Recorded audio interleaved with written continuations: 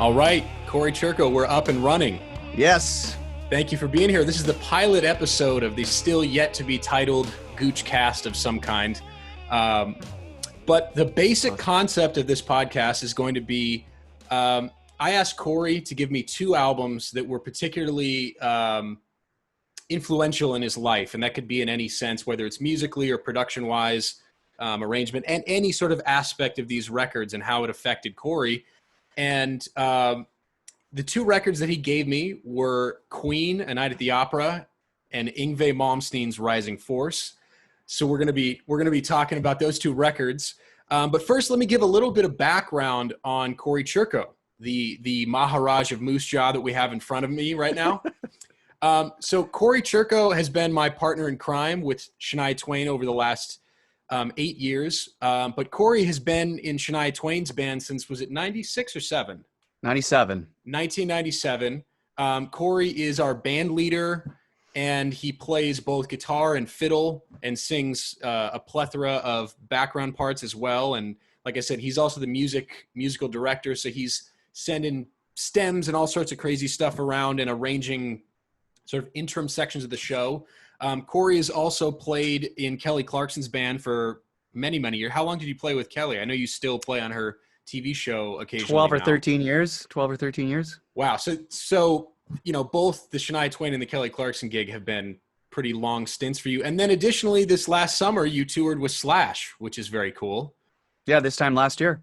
Yeah. And then you've also toured with people like or played shows with like Reba.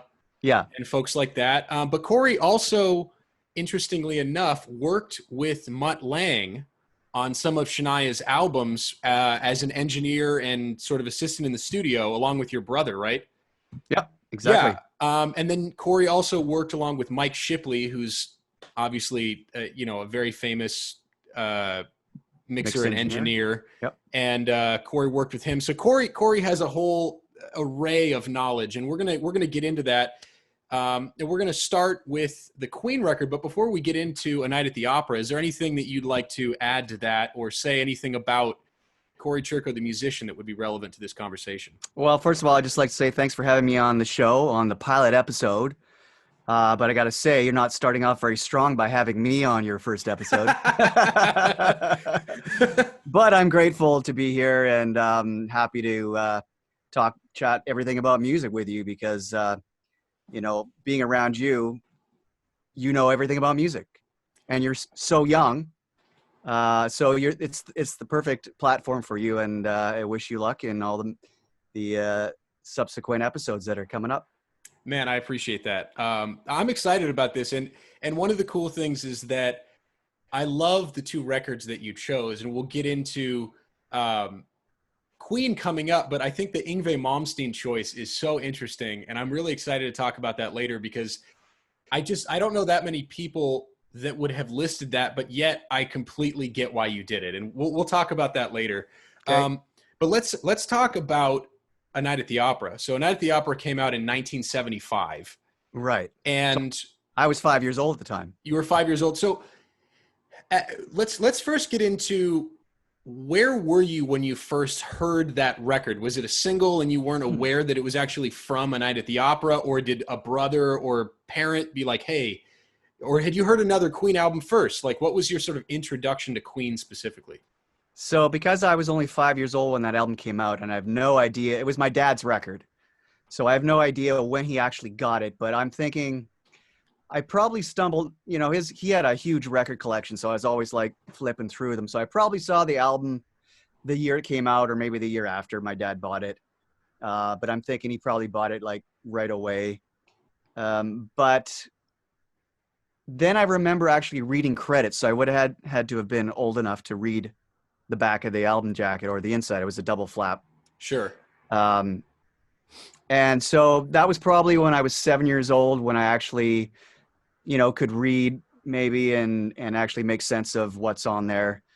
Because I actually started playing live music at age 7. So I was probably kind of into the thing at that point. And a lot of it has to do with my dad playing music, of course, and having a band, but also his massive record collection that I could listen to. My brother was also a big influence on what I listened to. So I I don't really remember the moment when I heard it for the first time, but I'm sure my older brother Kevin, who's a record producer, I'm sure it was, he always had an influence on what I listened to because, you know, looking up to your big brother, that kind of thing. How many years older is Kevin? A couple of years, maybe 2.5 years. Okay. Something like that.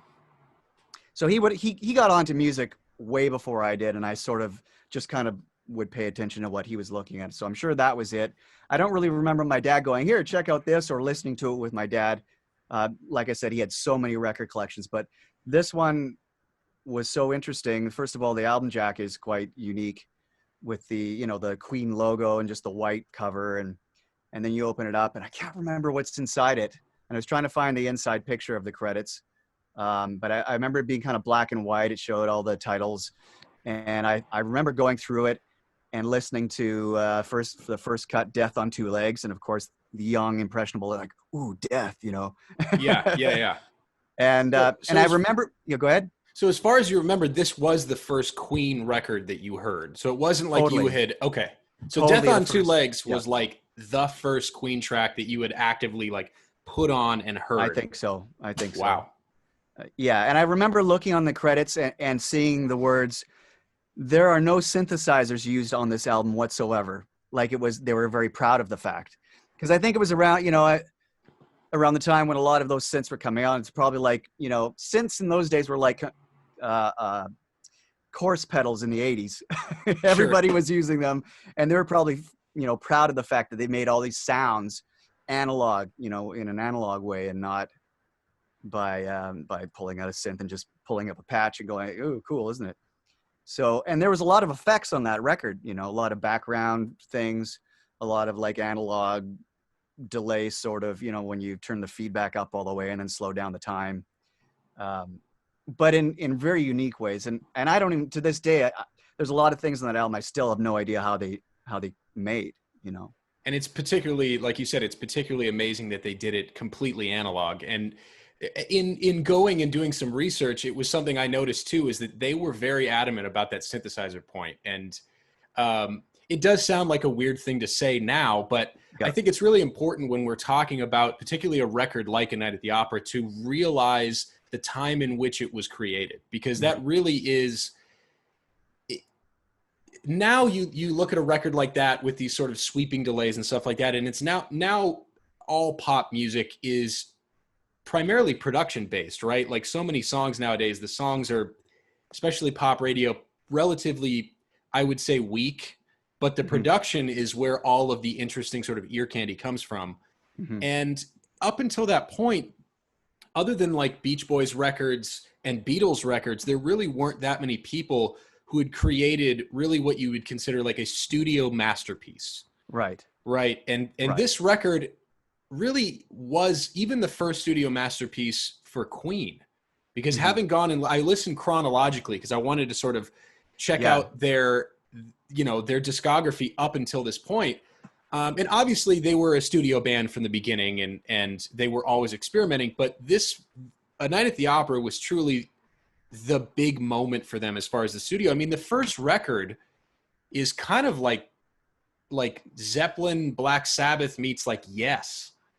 Like it's a real rock, kind of progressive, almost heavy metal at times rock album. And there's obviously like sweeping delays and stuff, but this one was especially studio heavy. When you were listening through your dad's record collection, when you listened to this, were you listening on headphones or did he have a set of speakers?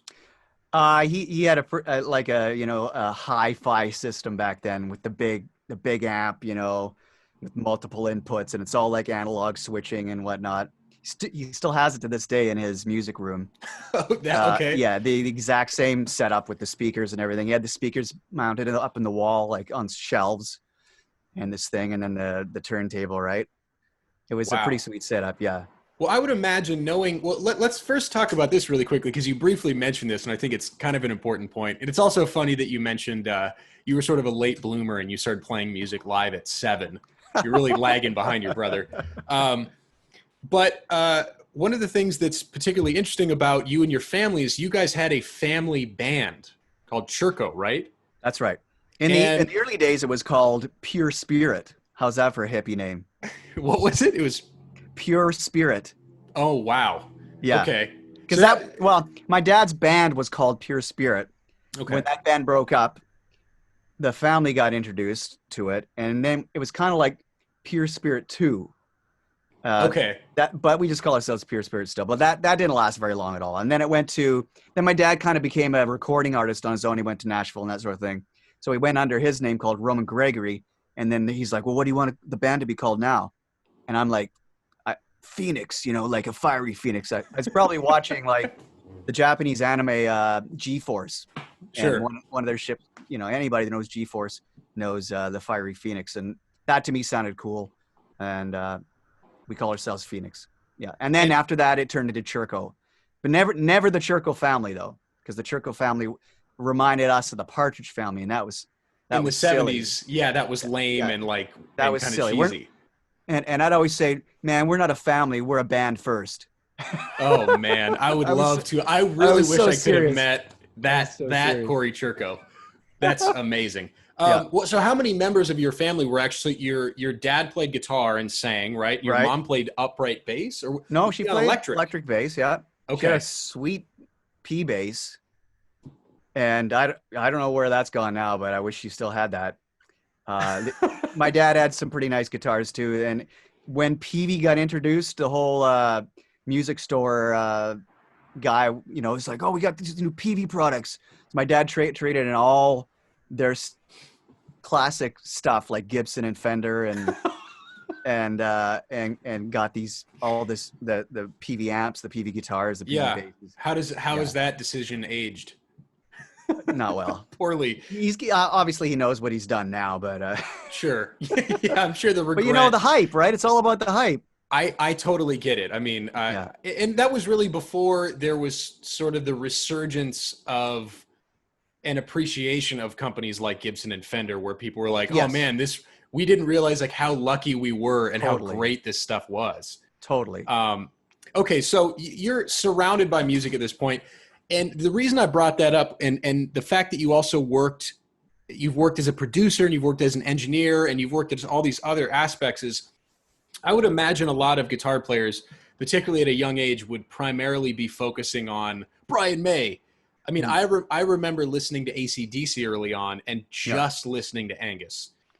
And Angus is amazing, but as I've gotten older, I've been like, you slowly realize how incredible Malcolm is, particularly on guitar. And then you start getting into other band members and how great they are. But the reason I'm asking is I have a feeling the way that your brain works, that you weren't solely focused on Brian May and that you were actually probably listening more to like the whole picture. Because I wasn't playing guitar at the time.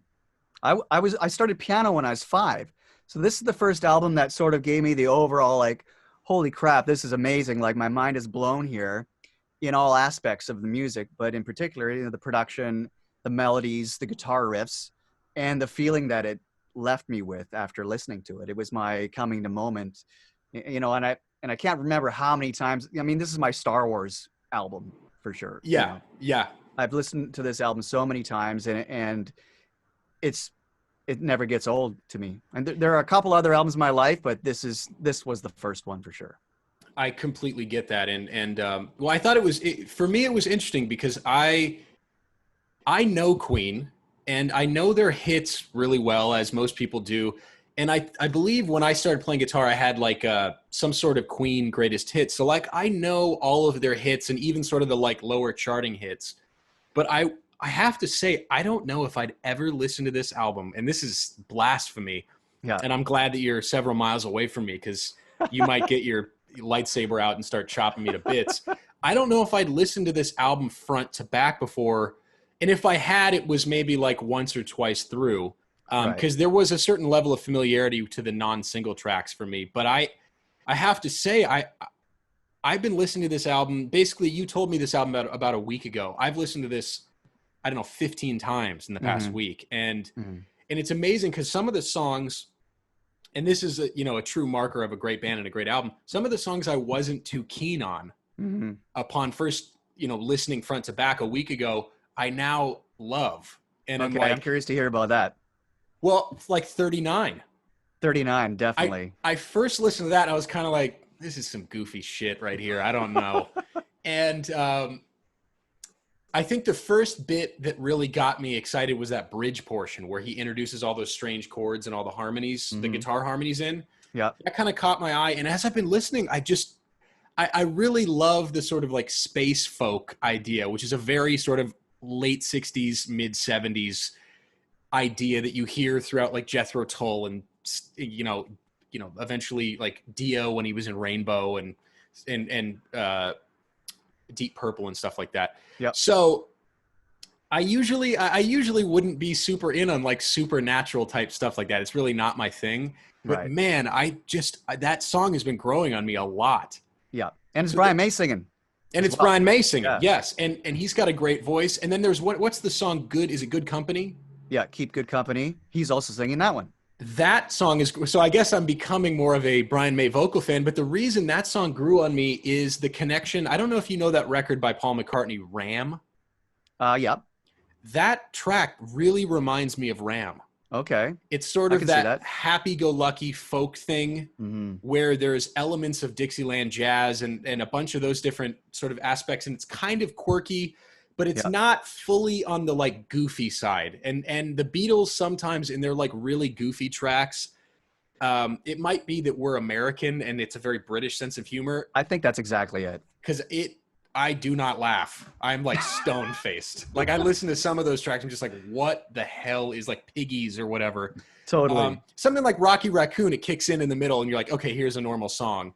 Yeah. But the Good Company thing, when I first was listening to the album, it struck me as a little goofy and it's slowly grown on me a lot. And I think it's because I love Ram so much. I have that album framed in my apartment. Oh, wow. So those two songs are really the ones that grew on me a lot. Nice. Over the course of the week.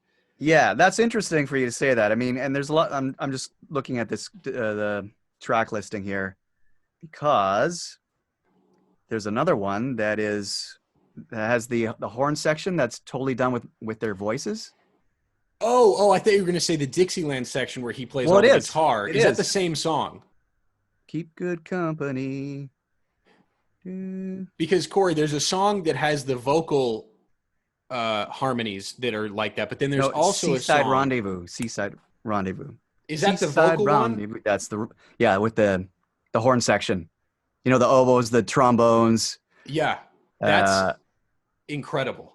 Yeah, and I mean, it makes me laugh. It's sort of got a comedic sort of presentation to it, but then you stop and think what they had to go through back in those days to make that happen with tape, with analog. Insane.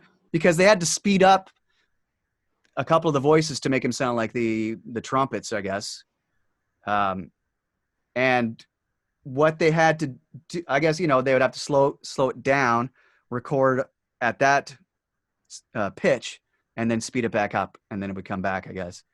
So, but just, the creativity that's involved in that, whether you like it or not, you can't deny the creativity that goes into this. And the execution of it is incredible too. Now, I want to clarify. So you're talking about the vocal section. There is a section, I don't know if it's the same song, where Brian May does like 12 guitars. Okay, so that's the same idea, but he does it all with guitar.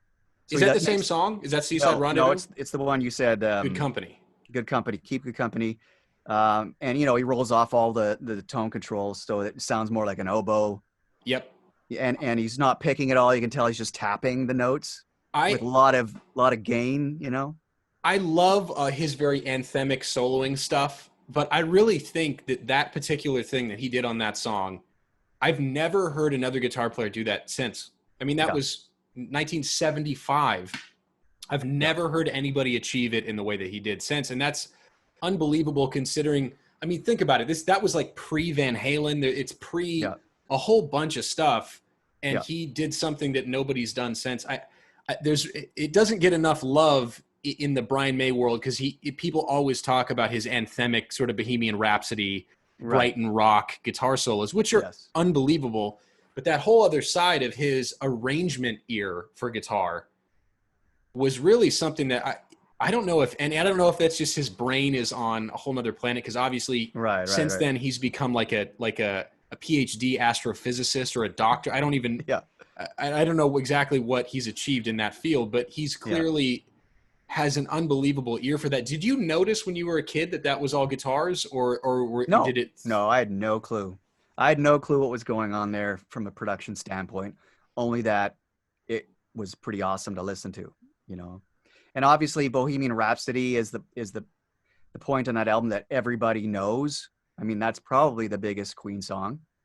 And probably because of Wayne's World helped out a lot with the newer generations getting on that, because it was largely not forgotten, but, you know, not in the forefront of music like it is now. I mean, it's everywhere now. The first Wayne's World came out in 1990. Is that right? Yeah.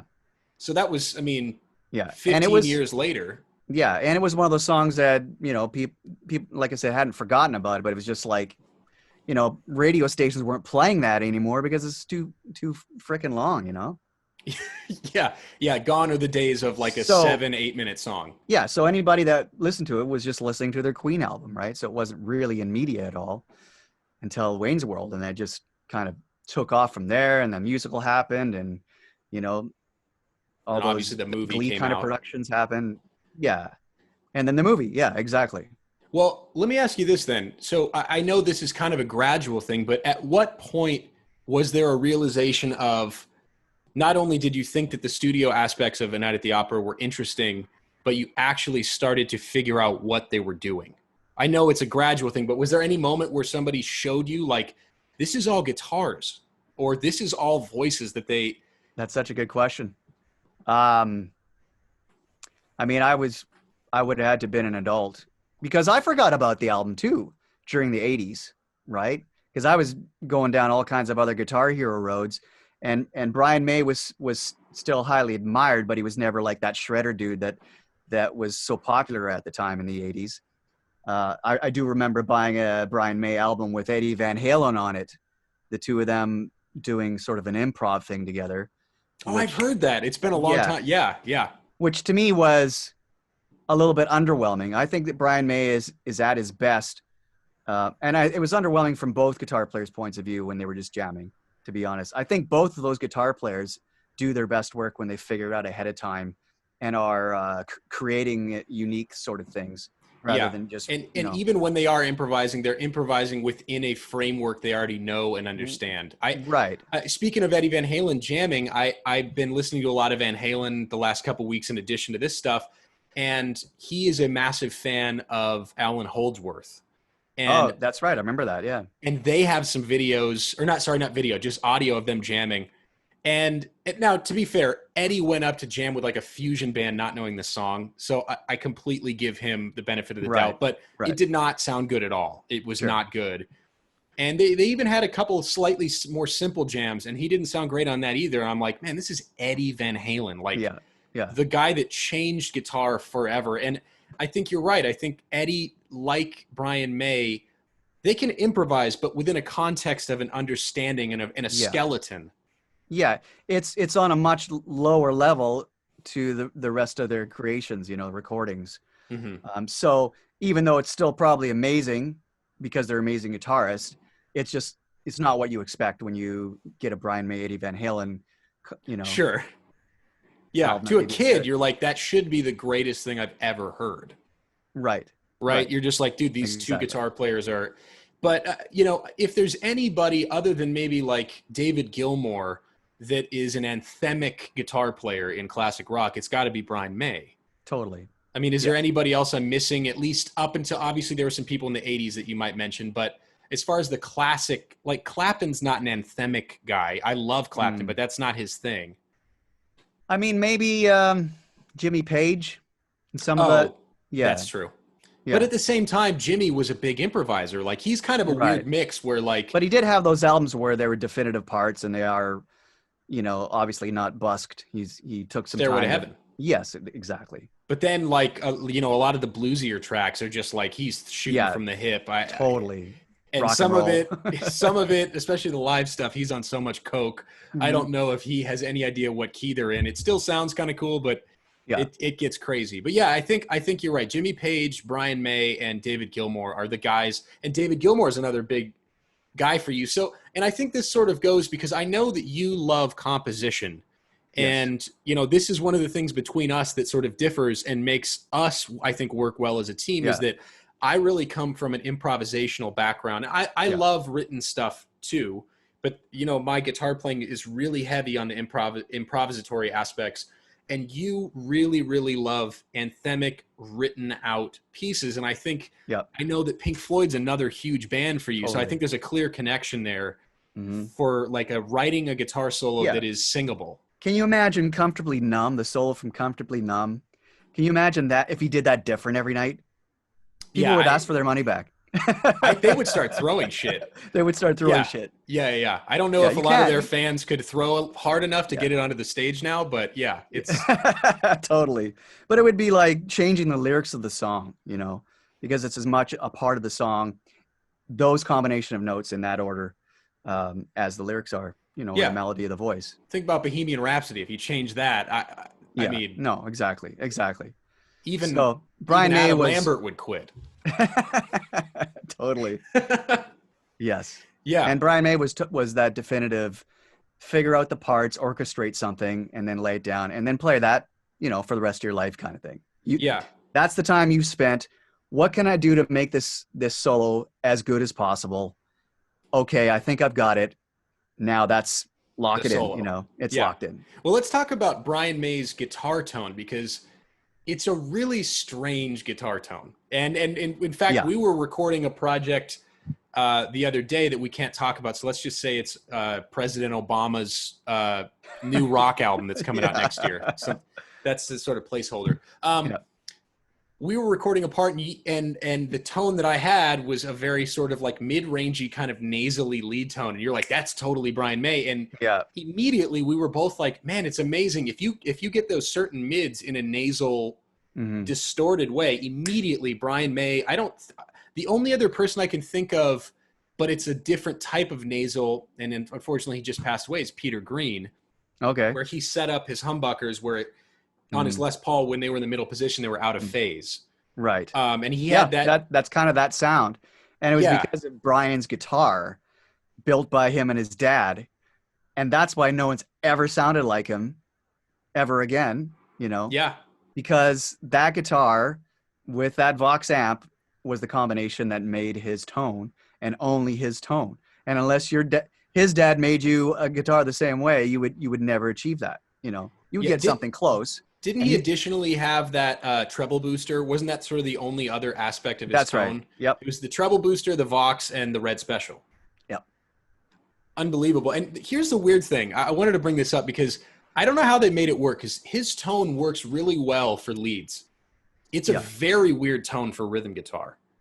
Very weird. I think if they didn't have the piano or Rhodes taking up some of the other areas of that, I don't think it would have worked.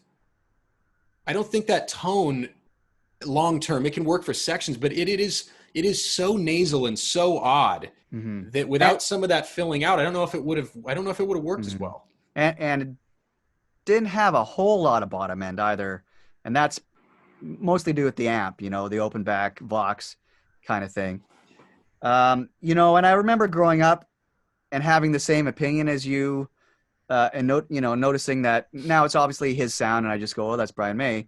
But at the time, I never thought it was a great sound. And I think instead of, I think I blamed it on his dad and that guitar. Whereas now I'm like, it's because of his dad and that guitar that he's so amazing. But at the time, you know, it wasn't that Marshall closed back, you know, mids down, lots of bottom and treble. It was kind of the opposite. Frequency.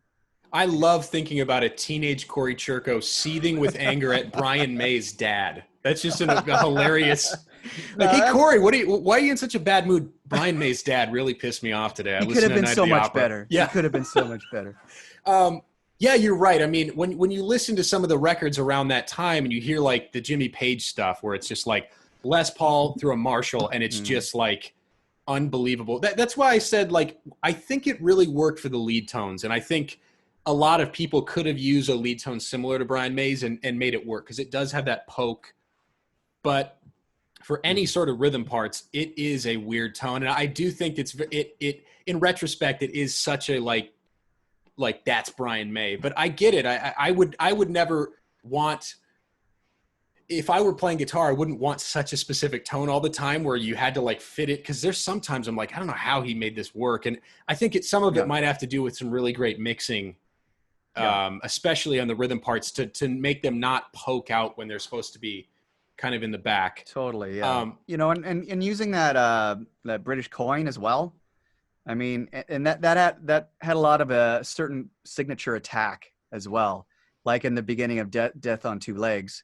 Totally. Burr, burr. You can just hear that crack.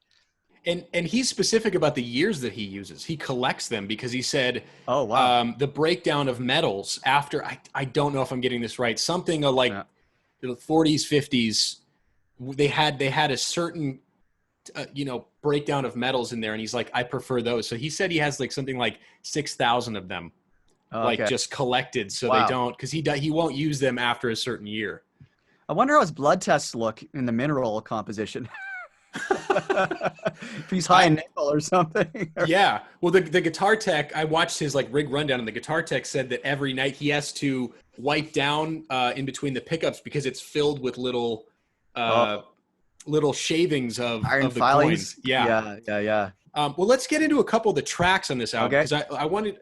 Let's talk about the track order to start with, because I found that very, very curious looking back on it today. Okay. Because obviously Bohemian Rhapsody is the biggest song, right? And it's second to last, but really last. God Save the Queen. Well, it's kind of last. Yeah. That's just kind of a send-off. But Bohemian Rhapsody is last. So when I look, it was obviously a single. So maybe they released it as a single first. And so people already knew it was going to be in the album, so would already make it to the end of the album to hear that song. That's the only thing I can think of, because usually record company will put the strongest songs first, right? Yeah, usually it's like the first and third song are supposed to be the singles, usually something roughly around that, or right. But or if you look 1, 2, and 3. If you look at the third song on this record, well, we'll talk about that. Do you want to let's get into this? Because we've been just sort of licking the butts of Queen the whole time and how great they are. Right. Let's do a little bit of subjective shitting on them. Okay.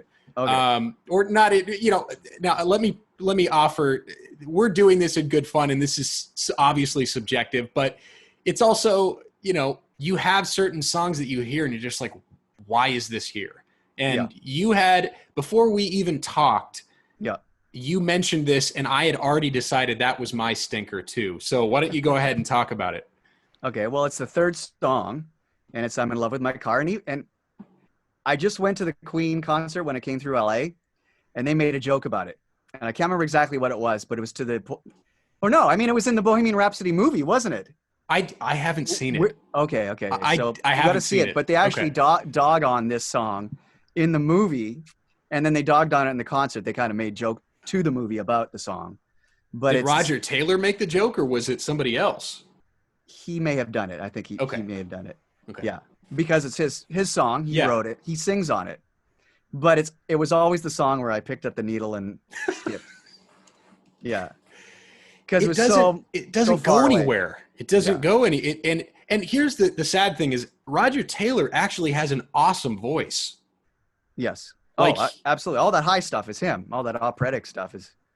But even outside the opera, yeah. He's a great rock singer. Like when he hits the high notes on "I'm in Love with My Car," he's got some rasp, and it's totally very cool. It's that Bryan Adams, Rod Stewart kind of rasp, isn't it? Yeah, maybe a little bit less than Rod, but I totally see what you mean. Where it's got that a little bit of gravel without being like a metal scream or anything like that. That was the sad thing is that his voice is so great. But you're right. What was it about that song that just turned you off? I thought it didn't go anywhere. Like it just seems like it wasn't catchy to me. As a little kid, even I just the other songs are so melodic and epic, and then this one was just kind of, I don't know, flat or something. But yeah, and just the lyrical content about him like busting nuts in his car and stuff. It's just not. It's just like I don't know how relatable. Maybe it's because guys don't work on their cars as much now, but I don't find it particularly relatable. But even back then, it kind of was the stinker. But I'm speaking from my opinion. Obviously, you do. I felt the same way. And like I said, I do actually really like Roger Taylor's voice. I love his I drumming. do too. It is a very weird choice. And like you said, as far as the track listing, having that be third is so insane. Like if that song were swapped with Bohemian Rhapsody, I don't even think we'd be talking about it right now. We probably wouldn't have mentioned it. Totally. It could have been just a burner song on the album and no one would care, but because it's third song, but it's not because it's third song, it's because what second song is even more confusing when you think about a Queen song, and it's Death on Two Legs starts the album, right? Great opener. Great choice. So awesome. I remember learning that piano part at home. Ding, doo, doo, ding, ding, ding. And that doom was, it's very cool. Yeah. Yeah. So I had no problems with that. And Freddie sings it, so it's epic. But then the second song is Lazing on a Sunday Afternoon. So, and that's also kind of like one of those tongue-in-cheek sort of British sort of songs. I love this song, but it took me a while to get onto it, because it wasn't the rock Queen thing. Yep. I felt the same way. To work the Monday morning, and it's very, very British, isn't it? It's very British. It has that very Beatles quality to it, where it's tongue-in-cheek British humor. I think what saves it, along with some of the other sort of like quirky British meets like Dixieland type stuff, is that the arranging and the playing on it and the singing, I mean, really the execution is what saves it for me, because if any of those songs were slightly better executed, I'd be like pass and it would just move on. But it is a weird choice for a second song. It really is. Yeah. It's like, oh, what is this? As much as I like it now, like I never skip this song ever. I love it. And I sing along. Yeah. Do you want to hear me sing it now? Yeah, go ahead. But then, because, his voice is going through like a megaphone kind of effect or whatever. Mm-hmm. For second song, it just seems like you would probably go with two Queen songs, bona fide Queen songs out of the gate. Then maybe the third song, you could sort of deviate a little bit, but not I'm in love with my car. But there had to have some reason to do this. And I guess so. It seems like You're My Best Friend would have been a great sort of like, it's still a Queen vibe because they always sound like Queen, but it's not a super heavy rock song like Death on Two Legs. But, it seems like maybe if there's one criticism of this album, and like you said, they might have had their reasons, it might be the track listing. Mm-hmm. I think that might be my biggest criticism. Like, there's really only one sort of stinker song. Obviously, that's subjective, but it seems like the track listing is so odd. And there might be some people who are just like, I love the track listing. I love how quirky it is. Yeah. I get that too, but it does seem like You're My Best Friend would be a great, and that was a single. That was a single. So a John Beacon song. Yeah, totally. I mean, the bass playing on this album is really fantastic. Really fantastic. Like he's a very underrated bass player, and it's sad that he's not contributing to the music scene now, that he's just kind of hidden away. Who wouldn't love to see him back on a Queen stage again, I know. That was actually one of the big notes that I had listening through this album was like, man, John Deacon's bass playing is so killing. And it's clear that he brought the soul R&B element to the band, obviously in the song You're My Best Friend, but even in some of the other songs, his bass lines, you can tell he's been listening to James Jamerson and the Motown stuff. Mm-hmm. And the tone's great, The tone's great. You could tell there's some Duck Dunn in there, some kind of Stax Records type stuff. But he really impressed me. And You're My Best Friend easily could be a very cheesy song. And some people might deem it to be cheesy, but once again, they wrote that line in such an interesting way. Yeah. Where the execution was so perfectly done. Yeah. That I don't know if you can really shit on it that much. It seems like it's just a really great pop song. Mm-hmm. I mean, there's a lot of stuff about Queen that you could say is borderline cheesy and corny, and some of it actually dabbles into the corny. But because Freddie is who he is, because Brian is who he is, because the band is who they are, it just works, for them to do it the way, like, the video that they did for I Want to Break Free, where they're all fooling around. Can't really remember exactly, but they're all dressed up in drag, I guess, and just yeah. So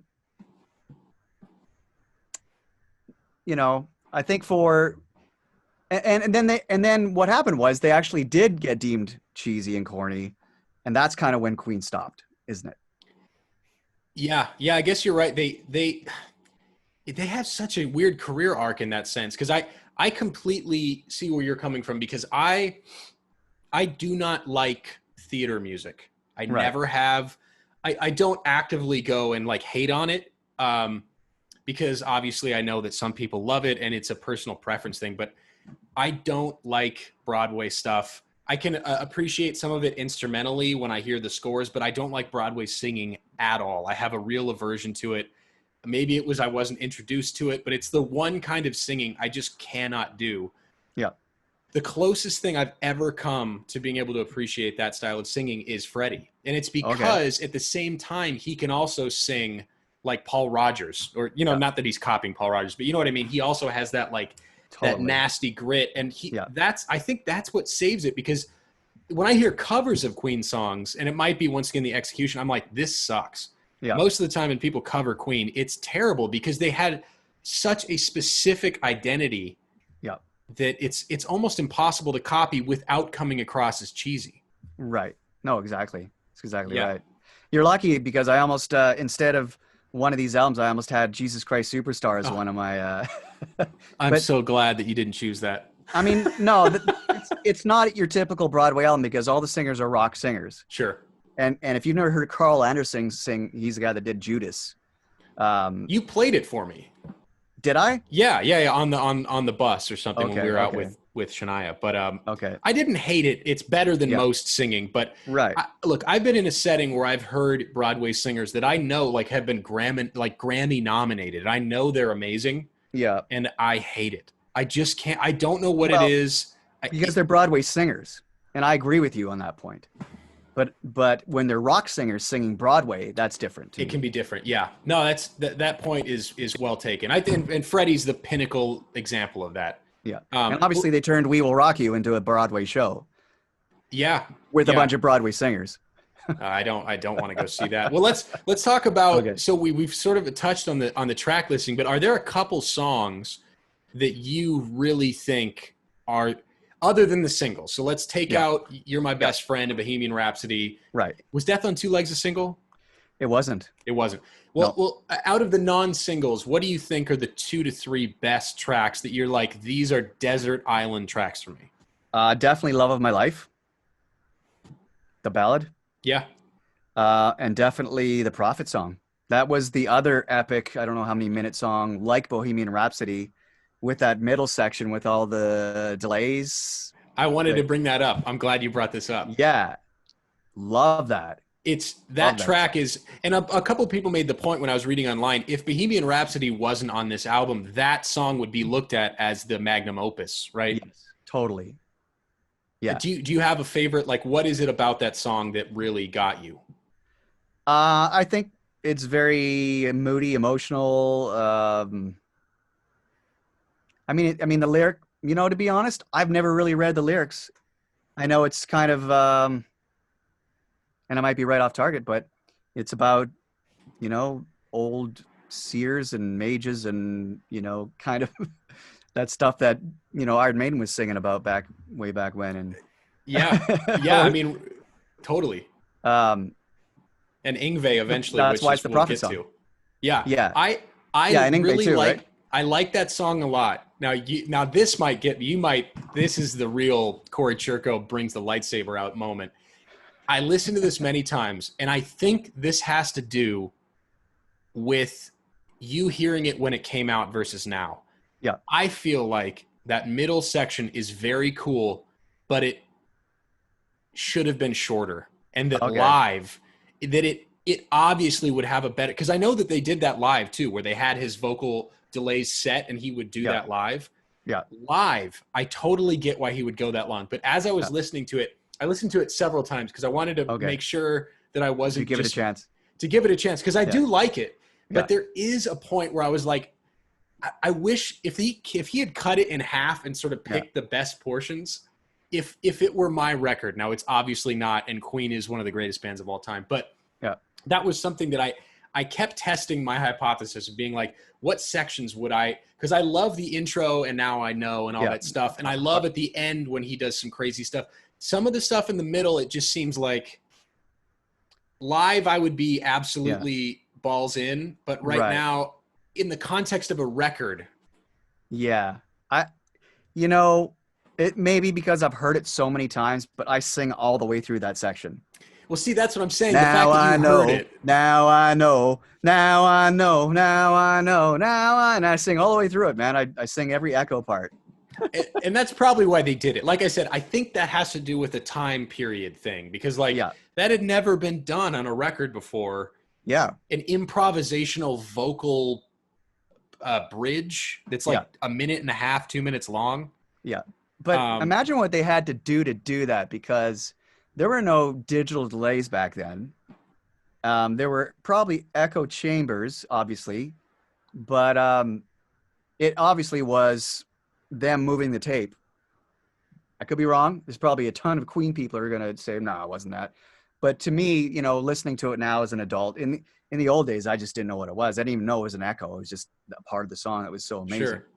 But now thinking back on that, because the echoes are so accurate to the first generation, right? So that would insinuate that it was tape-based delays, Well, it seems like also there's not a lot of degradation on the delays, so That's you can't really tell that it's an echo. I mean, the first time when I was listening to it, once you gave me the record, I was like cooking or something, and it was hearing it, and for like the first 15 seconds, I was like, whoa, oh no, wait, they're bleeding into each other. He's obviously not singing it at the same time. Yeah. But it is, you're right, it is a strange thing, because he could have made it with degradation on the delays. It would have made it really obvious that the delays were delays and that they were meant to be sort of like degrading into each other. But they kept it kind of like hi-fi, and it really sounds like there's like 4 of him.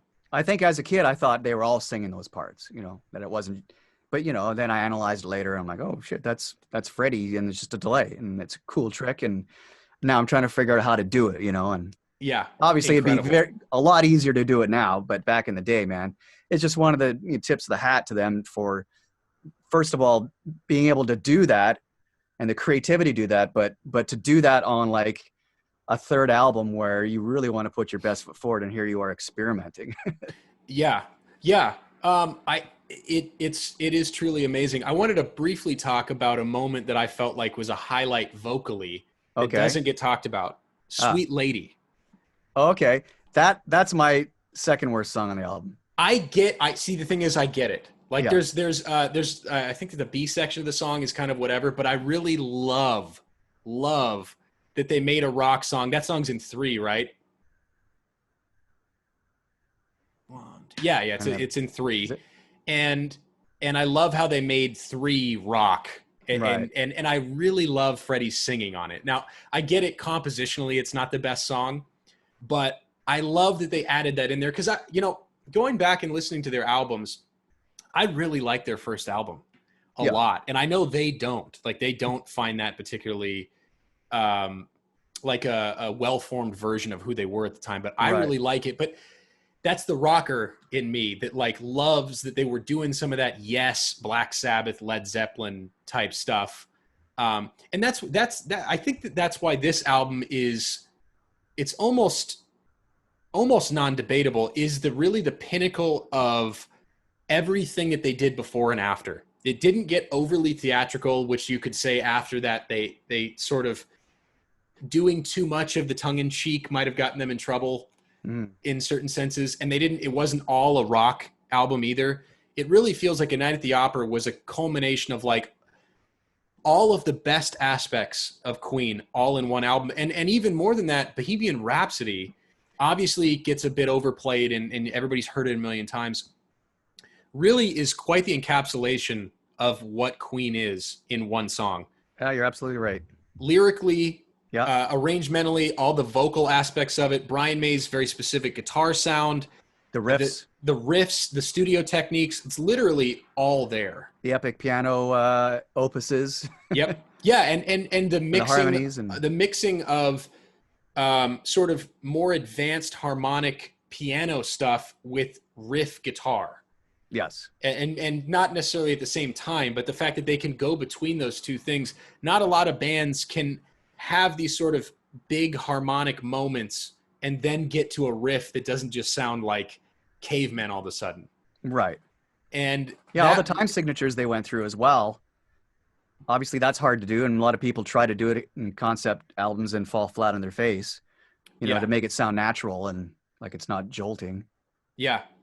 Well, before we move on to the Yngwie album, is there anything else that you want to bring up in regards to Queen or A Night at the Opera specifically?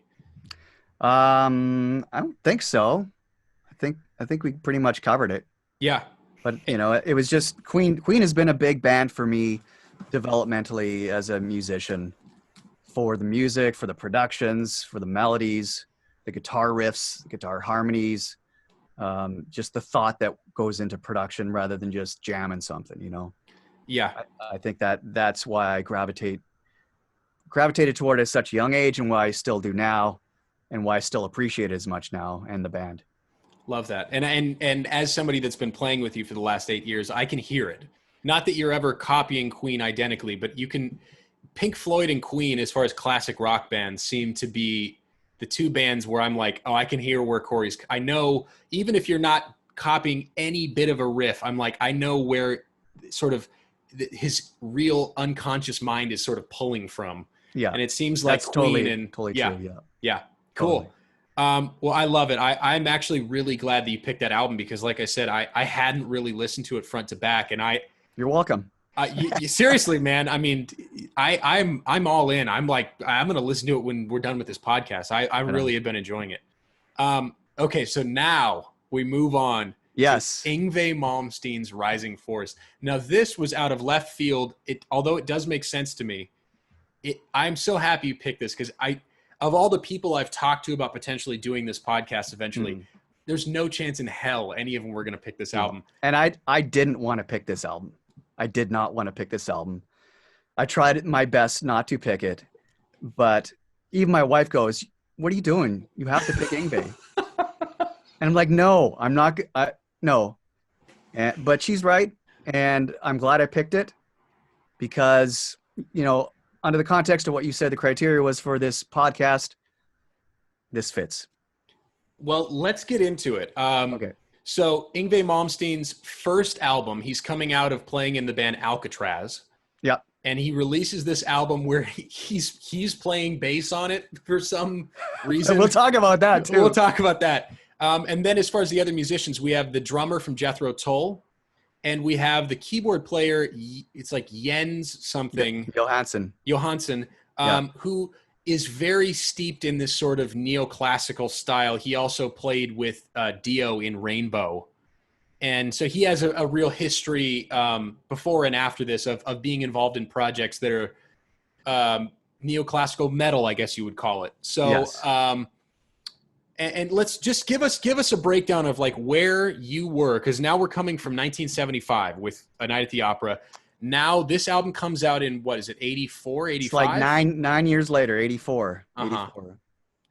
84. What's happened to you in the interim? Okay. Where are you at? Right. How did this album come to you?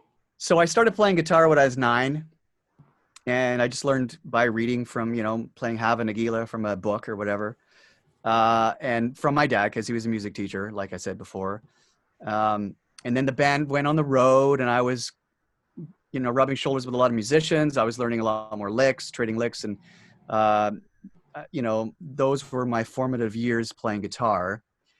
And I don't know why, because there's no reason for this looking back on it, but I got bored with guitar right around that time. You know, Eddie Van, I'd explored all the finger tapping and all that stuff. I wasn't really turned on to blues by anybody I ran into. My dad wasn't really into it. So I was, you know, and so I was kind of bored with guitar. I was playing every night, you know, 6 nights a week with the family. We were traveling across Ontario and playing all the bars. And I think I read in a Guitar Player magazine, I think he was on the cover, and I could be wrong about that, but he was in the magazine regardless. I think I found this article. I think it was 86 when that came out. Okay. Yeah. Cool. The year after or 2 years out. I think it might have been the release of his second album. So Rising Force had become sort of a hit in the guitar world, and then he was that's assuming he didn't get interviewed. I'm just saying I found an interview with Guitar World in 1986 online. Right. Was he on the cover of that one?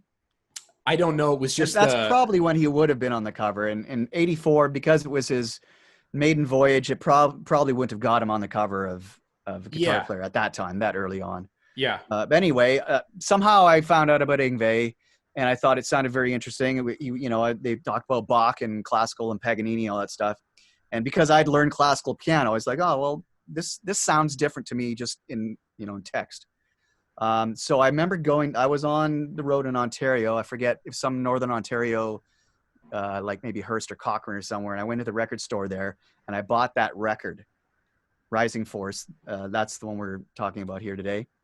And I went back to my room and initially my mind was blown, but I wasn't that impressed because all the stuff is very dark melody, like harmonic minors and Phrygian modes. And it didn't blow me away melodically right off the bat. That came later.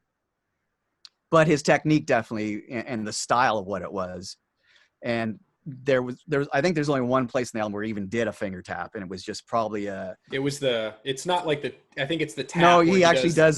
He does. One passage. Yeah, that's right. He had done a bit of those too in there. It's sort of the Eddie Van Halen, or I guess the first bend guy a string, tap a note, Billy Gibbons would do that. Oh, okay, that's cool. Just the one note. Right. So my mind was blown, and it renewed my interest in guitar in a big, big way. Wow.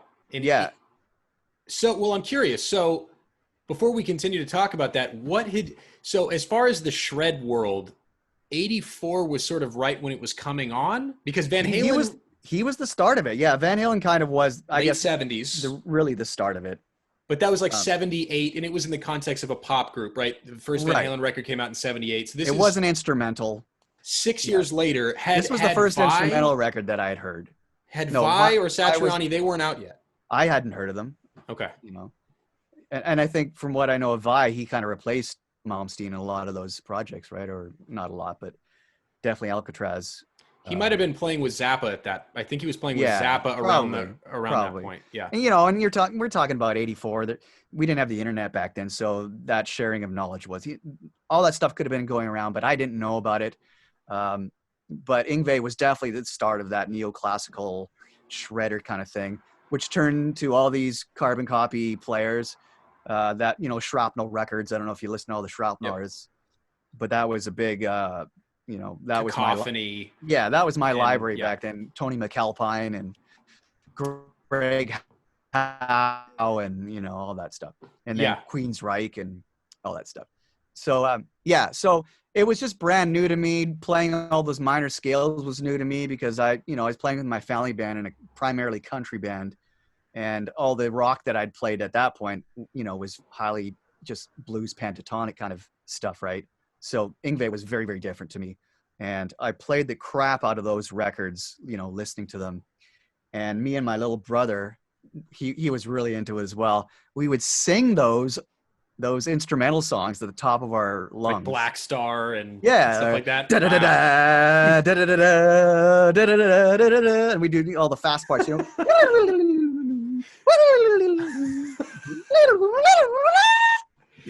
that's amazing. So the fact that we could actually, people will say now, well, there's no melodies and it's just him shredding and he's just playing too fast, way too many notes.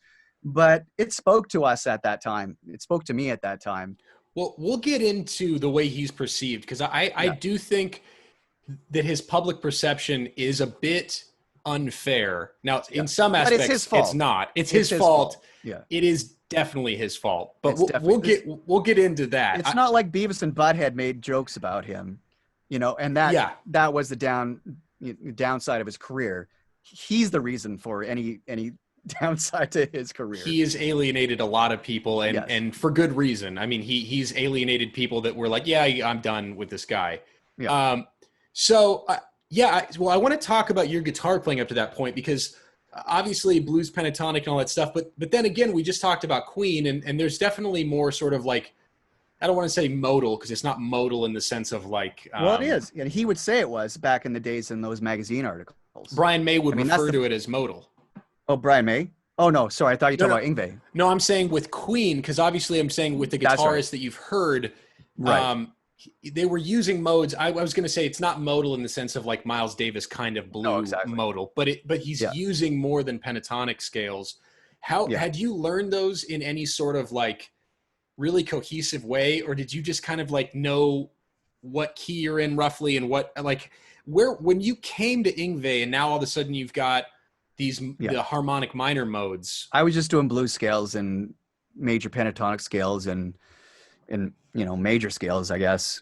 I knew the harmonic minor scales and all the melodic minor and diminished sort of arpeggios because I'd taken a classical music background, but I didn't know how to apply that to a rock thing as well as Yngwie did. So had you not really listened, and now obviously Yngwie took it to a new level, but a lot of people would say the two primary guys that sort of led the way for Yngwie would be Richie Blackmore and Uli Jon Roth. Yeah. Right.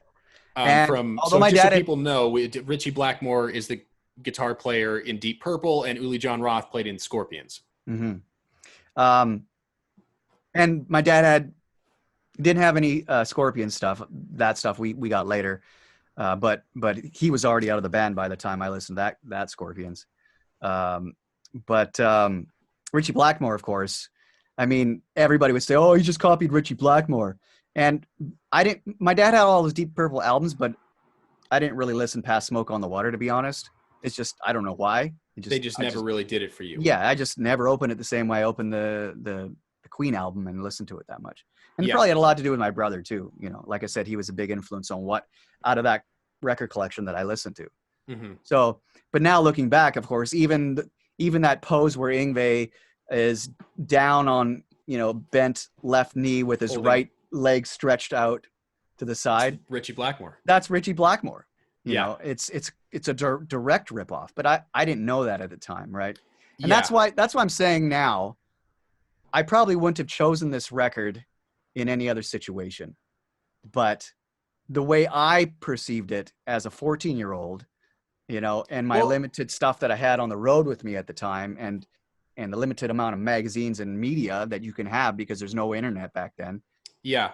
That wasn't apparent. And you were in Canada, which was like the 1920s even in 1984. We were still in igloos. Well, I'm going to defend your choice for a second because I know that you can do it for yourself, but I really think the reason this album is so important is that it is a genre-defining album.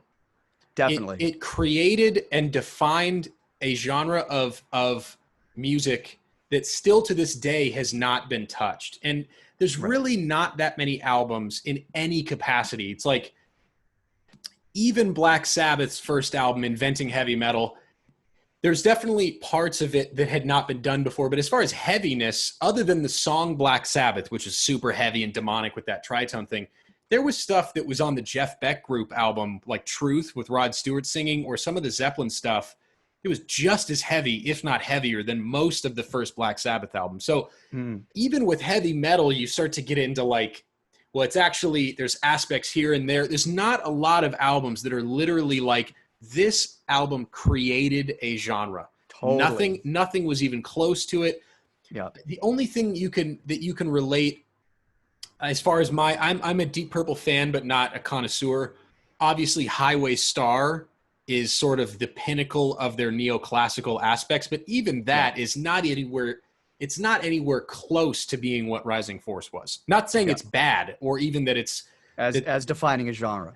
Yeah, or even as far as like pushing a style, a certain pushing classical music into rock music in a certain like Yngwie did it in a way that now I don't think he needed to release any more. We talked about this. This is the only comment that we made on this for this.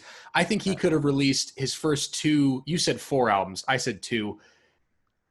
2 albums and never release anything again, and it would have been great. Yeah. The problem with him is what he's subsequently done, doing the same thing over and over and over and over and over again and making no modifications to it. But that's my brief defense, because I actually completely understand this choice. And I really was actually, I was amazed how well I remembered all the songs in this album. Yeah, exactly. And we didn't actually touch on the definitive reason why I chose this album. It's not because of any of that stuff in my personal life. It's because I have Yngwie to thank for this studio behind me, for me living in LA, for playing with Shania Twain. And you might think, well, when did you meet him and what did he do for you? Well, I didn't. It was because I got turned on to him and I read in a magazine that he was way into Paganini. And I'm like, well, who is this Paganini guy? Oh, 24 Caprices. Well, let's check this out. Oh, it's violin, like shredding.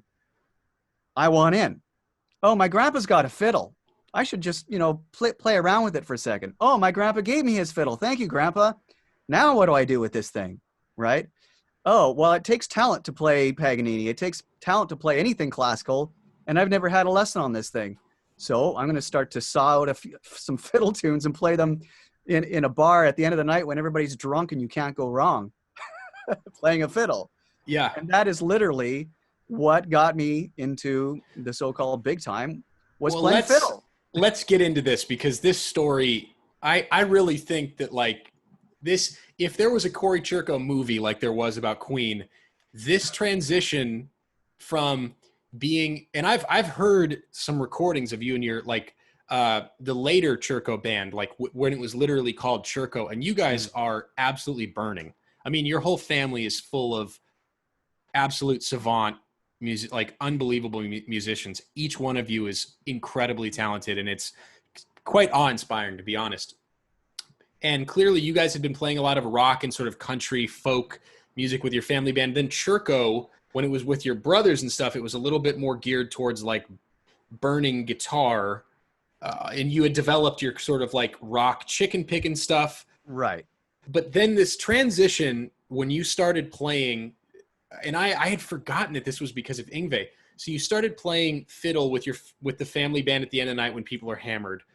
Yeah. When does it get into, you moved to Vancouver and you sort of had quit the music industry briefly, right? You had gotten into computer animation, was it? Right. Because I got burnt out playing clubs, because I'd been doing it since I was 12 years old, playing full time. And what year was this that you had decided, I'm going to move to Vancouver and possibly just get out of the music business entirely? So my brother and I always had this plan that as soon as we both graduated from high school, because our parents wouldn't let us leave the family band until we had completed our education, we had this plan that we would move to Vancouver and start our own original band. And so for me, grade 12 was 1987, 88. I was doing all my schooling on the road. So, in my hotel room was my classroom, basically. So we both had our sights set on, as soon as Cory's graduated, we're going to move to Vancouver and we're going to start our own original project. Right.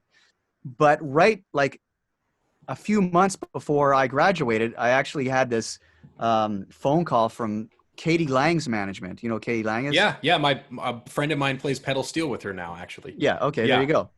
So and she was big time in Canada at that point, and everywhere else too. And they said they were managing a new artist named Carson Cole, and they wanted me to play guitar on that artist's project, right? And because I knew of Katie Lange, I was like, well, I'll never have to tune my guitar again. This is it, big time.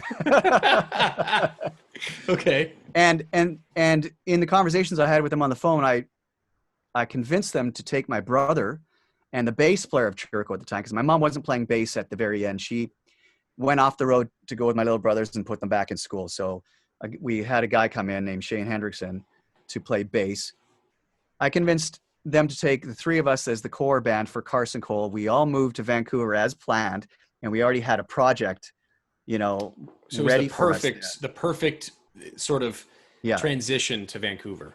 And even though we were always focused on our original project, we didn't know maybe this Carson Cole guy is going to be our singer, so we were always flexible in what that meant to have. But all we knew is we were right on target, playing in Vancouver and playing original music, but it was another guy's project. His name was on the marquee, but we were helping to write the song. So it turned out this guy, long story short, was a religious zealot, and we didn't mesh at all later on. In the beginning, we did nothing but laugh and have a great time, but in the end, it was almost like fist fighting. So that fell apart, and then that allowed us to focus on the Explorers, which was our rock original project at the time.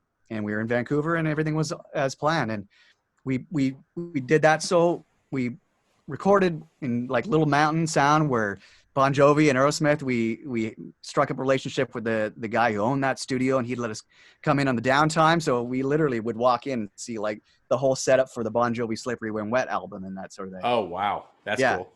So, we were rubbing shoulders with all those guys. We were, getting close to the big time, but we had to fund, there was no money coming in. We had to fund the Explorers album with the Underground Outlaws, which was our country cover band, which was just like bars, paying the bills. Right. But because we were playing so much with the Underground Outlaws, we started to get a following in the bars with this country band.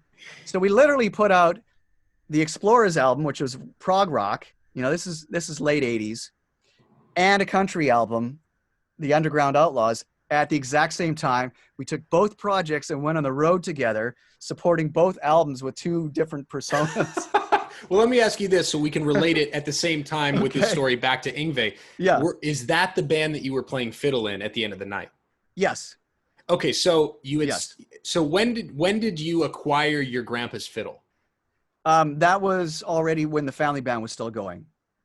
It's like mid-'80s? Yeah, like it would have been right around that time of Paganini, or of Yngwie revealing Paganini. Okay. I'd been out to my grandpa's farm and I saw a fiddle and I go, oh, this is so cool. And then I left, and little did I know that he gave it to my dad to give to me. And I was like, oh, thank you, Grandpa. This is so awesome.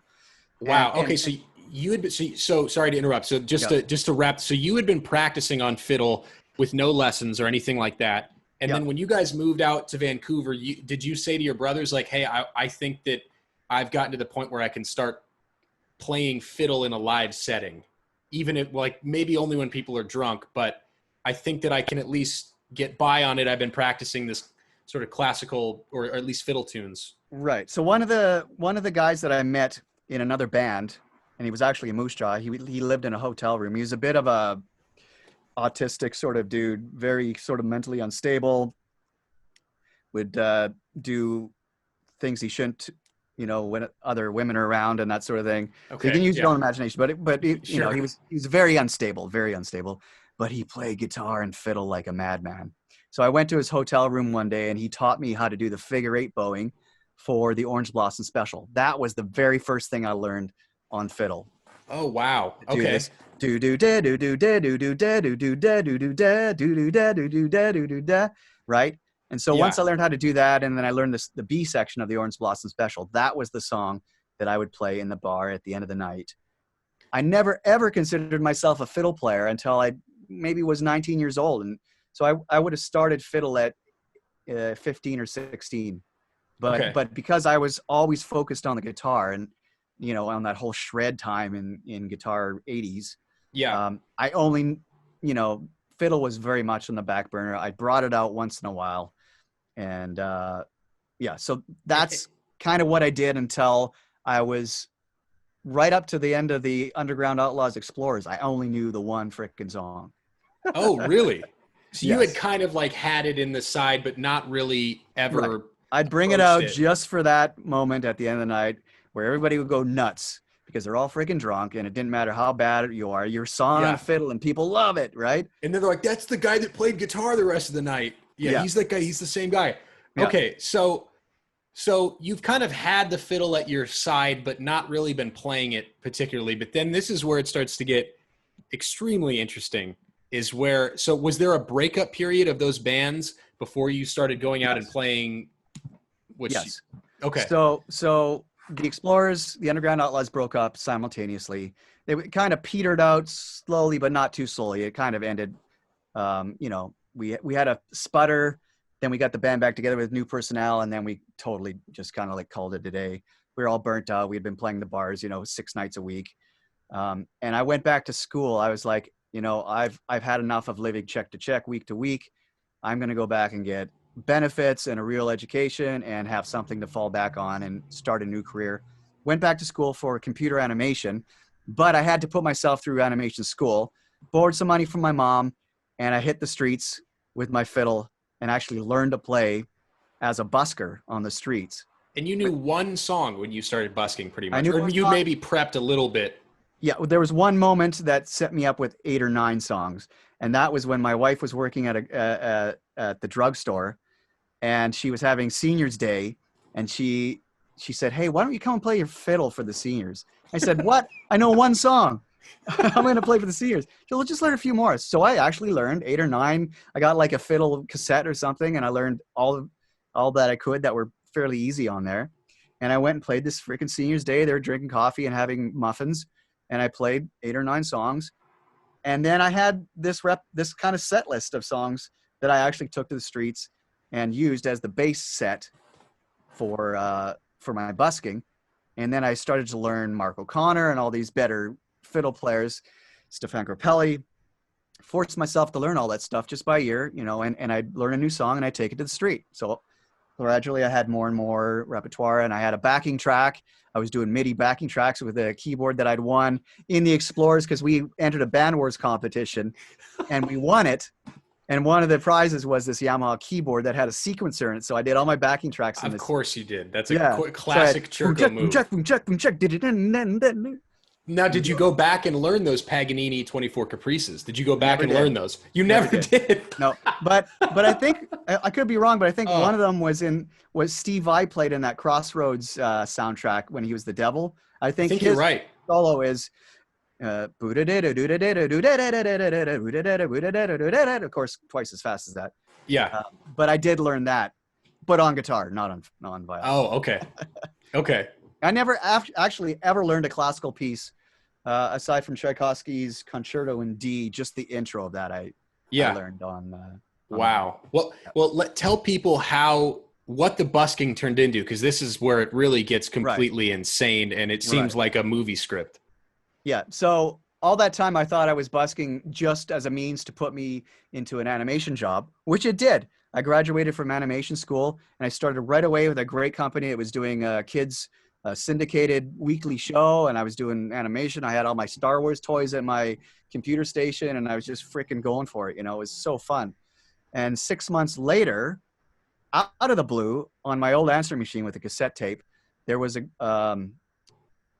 guy that said he was from Mercury Records, that he wanted, he was looking for a young, energetic fiddle player for an artist they represented. And he was in Toronto, so I knew it was a Canadian act. And I knew Shania was on that label, but I knew it couldn't have been her. Because why would you knew her already? I mean, of course. Because this was 97. Yeah, she'd already had The Woman in Me, and that was a huge hit, but she never toured on The Woman in Me. So she never had a band until the Come On Over album, right? So I didn't think it was her. I thought it was maybe just a startup act or something. There was another guy in Alberta that I knew who was, onto the same label. And I didn't want to go back into that same scenario that I just came out of, playing for a backup musician for a musician that hasn't really proven that they can make money and that the label's not fully behind. It's more of a test run. So I didn't call back.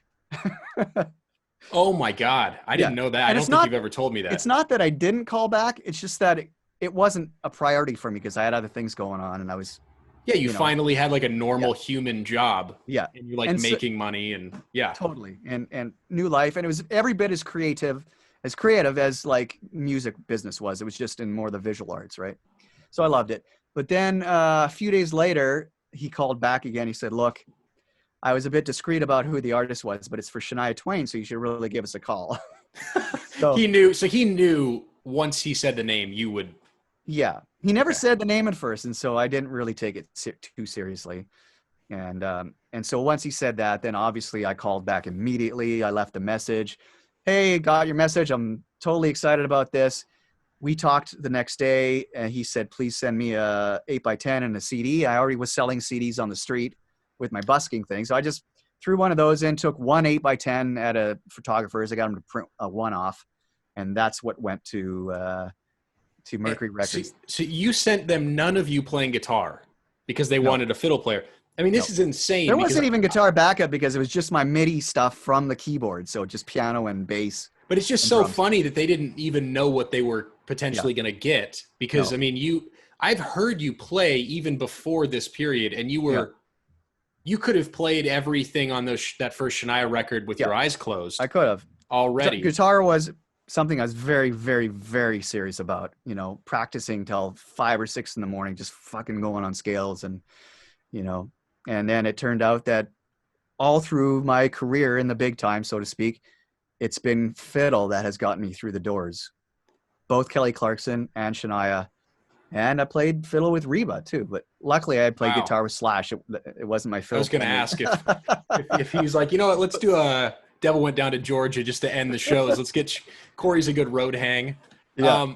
Well, that's so insane. So then obviously you ended up getting the gig with Shania. So this whole thing with Shania, you should be paying Yngwie checks. Totally. And you know he would ask for that if he heard this story. Yeah. And so this is why, as hard as I tried to not say this album, it has really been a pivotal moment in my life for this very reason. And, you know, and not to mention the fact that when I still go back and listen to the record like I did for this podcast, I still love it. You know, I still sing along, even though it's too many notes, but somehow that 14-year-old in me can hear the melodies and I sing right along. There's a couple of bright spots that even still I was like, oh, that's such a good section, you know? Well, that's actually funny that you bring that up. So now that we've heard Cory's like movie script, I mean, that's just so insane that you were like literally where it's just, that story still blows my mind. Cause I don't think I've ever heard a story like that from any musician friends. And you and I, most people we know are in the music business. I don't know of anybody that has a story where they're like, I had essentially quit the music industry, was doing something that was not even really tangentially, it was the only tangential relation was that it was a creative job, but it had nothing to do with the music industry at all. Yeah. It's just unbelievable. And that is the point in my life when I got the Shania gig that I stopped believing you can do anything other than what your destiny is. Because up until that point, I had all the right ingredients for success. You know, with my band, we were writing, you know, what we thought were good songs, but actually they weren't that great. Hey, hindsight's 2020, you know. But we were focused and we worked hard and we weren't using drugs and partying and alcohol. You know, we were just, this is what we're going to do. We're going to be successful because we can do anything we want because Tony Robbins said we could. Yeah. You know, and then it didn't happen. We worked as hard as we could. We all got jaded and burnt out and we all went our separate ways. And I quit the music business and lo and behold, as soon as I let go of that dream, it came back and got me, right? So wow. And through fiddle, which is even crazier. I mean, just the fact that they had no idea when they hired you that the instrument that you were, I mean, you're a great fiddle player, but I mean, you're like on guitar. I have rarely heard anybody play guitar like you ever in my life. And that's including on a record. So it's just, I really mean that. I mean, I both Shania and Mutt at the time, I think must have been like, man, this was a really kind of a crazy, I mean, maybe they didn't know the story at least up front, but I mean, did you ever tell them that story? Like what was Mutt and Shania's reaction to that? I think the whole picture didn't become clear to them until we were handing out parts for the records for the tour, and you know the guitar players would take the main parts, and then there was always these you know what I called the scavenger guitar parts left over. A lot of them. Yeah, and I was like, I can do that because there wasn't fiddle in that song, and they're like, oh really? Yeah, I can do that. And so then my guitars were shipped out, and I was playing guitar, and then there was some mandolin stuff. I can do that. Oh really? You can play a mandolin? Well, you know it's a guitar tuned like a fiddle. How hard can it be? Yeah. And then the singing, did they know you could sing too? Of course, that was, you know, being in the family band and doing singing, all the harmony stuff. And, you know, that was a big, big plus because anybody that came into the Shania band and that didn't sing pretty much went out the revolving door, you know, because there's so many vocals and the orchestration of the vocals is so intense. Very intricate. You've seen what I have to go through whenever we have new vocalists. I'm like, well, that's kind of it, but here's what it really is. And yeah. Wow. And changing parts, you know.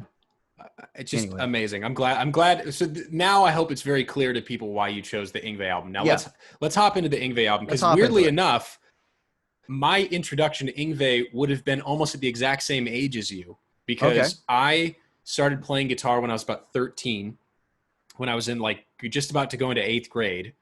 And I was playing punk rock and stuff, but I learned the punk rock stuff so quickly. I moved on to heavier rock stuff, and then the real guitar centric, like Vi Satriani. I got G3 live DVD at Borders Books, and Who was in G3 at the time?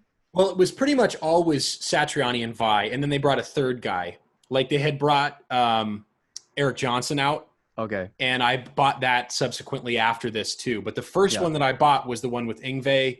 And then I eventually bought the other one that was like with John Petrucci. Those are the 3 that I had. Okay. But the Yngwie one, I believe that was really my first intro to him was through that DVD. And I remember being like, what the hell is going on? Yeah. And then I ended up getting Rising Force because I had a neighbor down the street who had played up in LA at the in the late 80s during the sort of hair metal phase. And he had sort of not retired from the music business, but he had sort of moved on to other things. He's now kind of gotten back into it, but he had a big CD collection and he would let me take CDs home. And when I brought up Yngwie, he handed me Rising Force. Nice. And I will say I hadn't listened through to Rising Force all the way front to back in probably 12 years, 13 years, maybe. I mean, maybe I'd heard a song here or there and watched a clip on YouTube, but I remembered almost everything on this album. And I realized how much I had actually listened to it I probably found it about 15, which is really close to you. And yeah, for sure. Yeah. It's such an impressionable time, and it makes such an imprint on your brain that I mean, what was your when was the last time you would listen to this album before prepping for this podcast?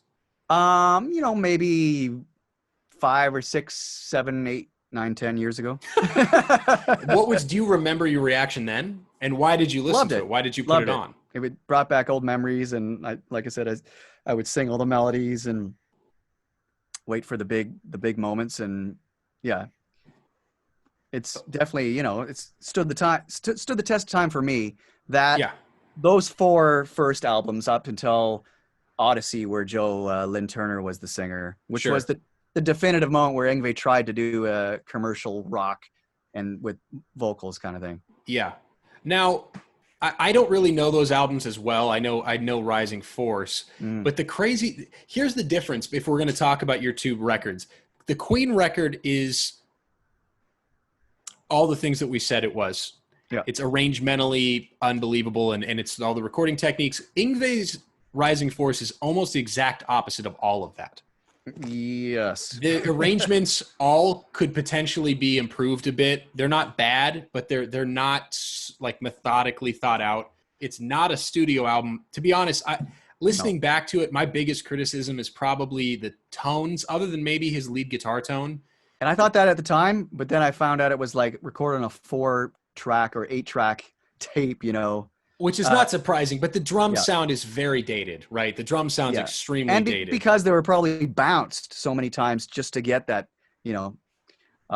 total like just sloppy and soggy drums. And yeah, the drums, and they were, it wasn't that they were played poorly necessarily, because that drummer apparently, when Zeppelin lost Bonham, that was the one guy they considered to restart the band with. I can't remember his name because I'm really not a Jethro Tull guy, but that was the guy that they had considered, continuing Zeppelin on with. Right. The drumming is good. It's just the tone is terrible. And then the keyboard tones are a little cheesy. Great playing once again. Yeah. The bass tones are Yngwie playing bass, and it's pretty clear that he just was like, I could play bass. Yeah. I mean, there's some really weird bass choices on there. But my point here is that Rising Force is the exact opposite of the Queen thing, in the sense that it's not about the arrangements. It's not about the tones.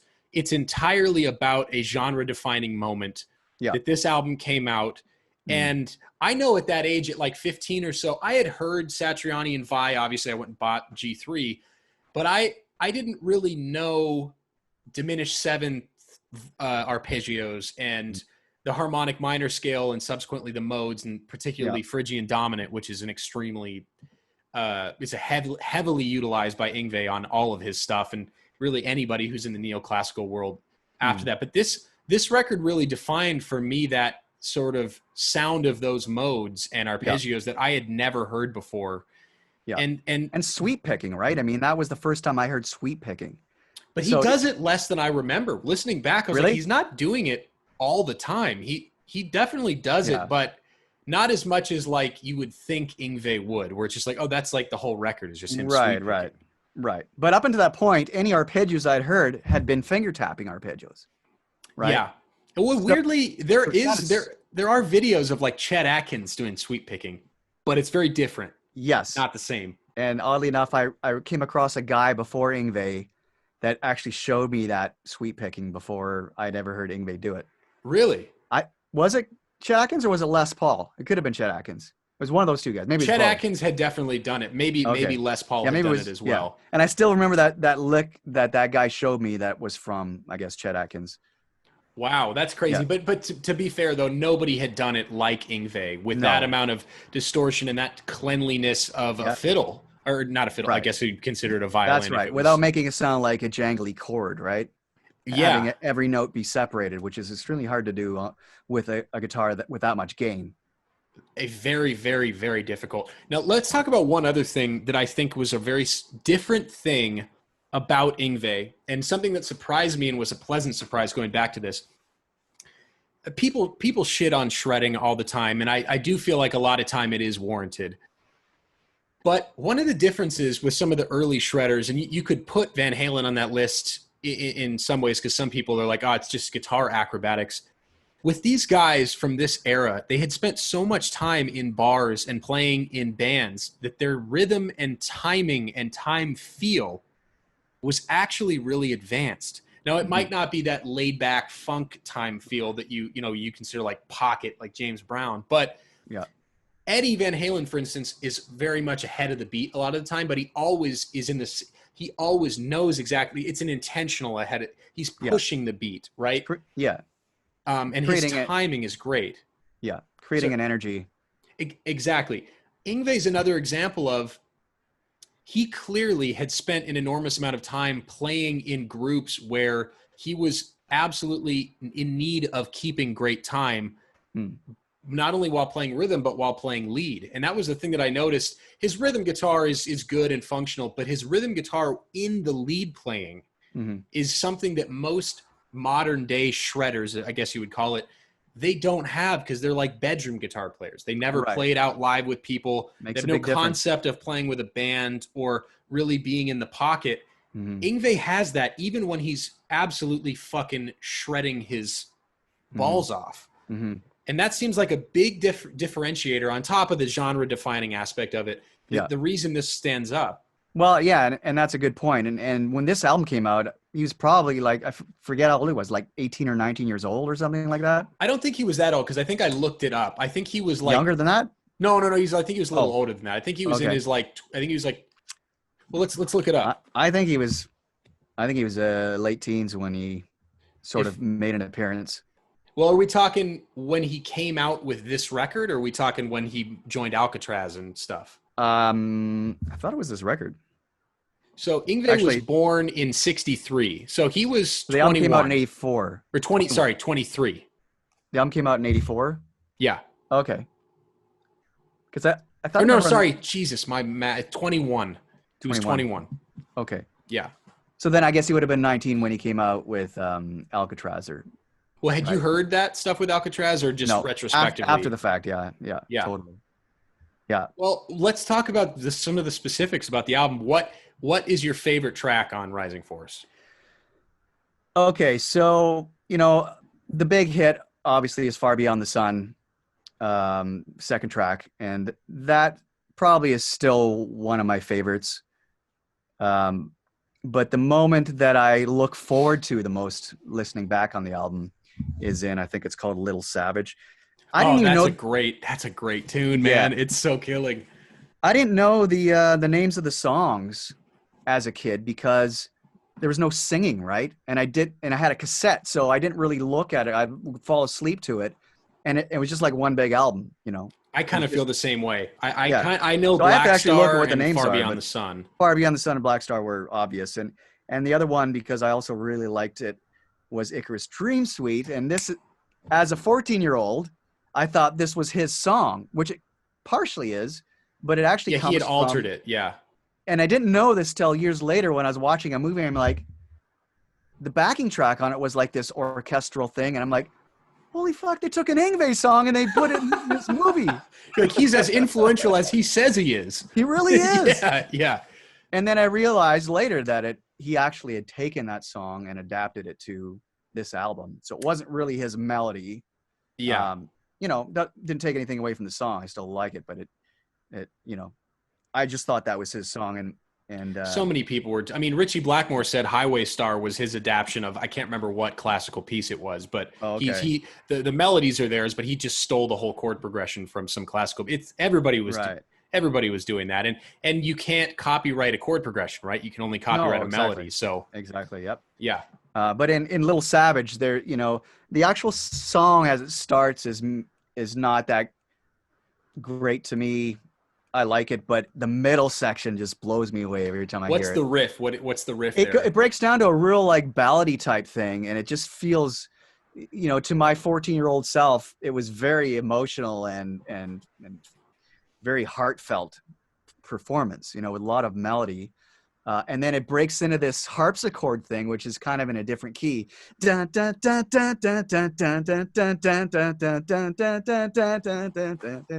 Kind of does a cycle of fifths or whatever they would call it. Yeah. But the whole section before that, and then once it comes out of that, then it goes back to the regular song, and it's really that nugget that if you wait long enough, it's the best part of the album, in my opinion. I'll have to go revisit that after that, but there are a lot of moments like that on this album, in my opinion, and some of his whammy bar stuff was better than I remember too. Like He doesn't use it. He's not like Jeff Beck level as far as his precision or using it that intricately, but the couple times he grabs it, it's very tasteful. Yep.